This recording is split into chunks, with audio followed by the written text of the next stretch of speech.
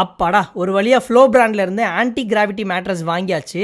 பார்க்க தாங்க சின்னதா இருக்கு, ஆனா செம்ம வெயிட். சரி அன்பாக்சிங் பண்ணிடுவோமா? இது பெடக்ஸ்ரா, தல அங்க இருக்கு, நிமித்தவன தூக்கு.